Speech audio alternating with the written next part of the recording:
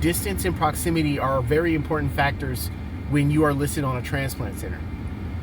Most transplant centers want you to be within close proximity to their center. So in the event that they call you, they need you to be there and get there as fast as possible, right? Now, I've had one person disagree with me on this, and their argument was, it doesn't matter the distance, it matters if you can get there or not. That's not true, right? So when you get the call for the transplant, you got to get there. So if you're a patient that's like 6 hours out, right, you may really want to go to that transplant center, but the transplant center is going to say no because you're too far out. They need to get that kidney inside a body as fast as possible, and if you can't get there in a timely manner, they're just going to go to the next person on the list.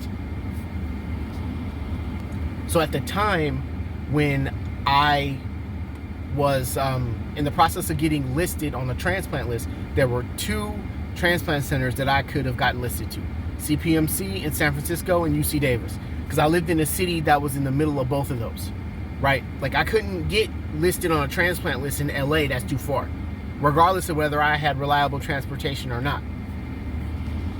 So from Sacramento, where I am now, I got the call on a Wednesday night at like around 10 something, 10:30, 10:45. I needed to be in San Francisco in about an hour and a half.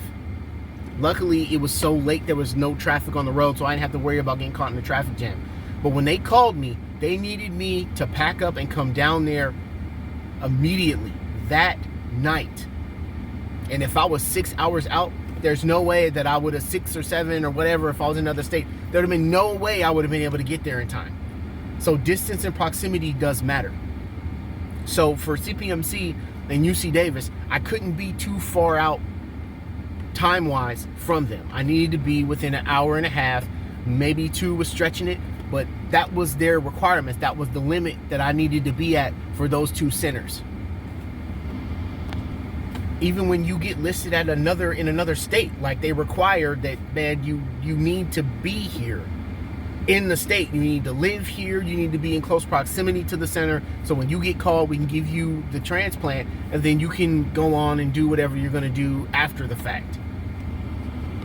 Transplant centers have to put these sort of regulations in place because of the unpredictable nature of how transplants come in.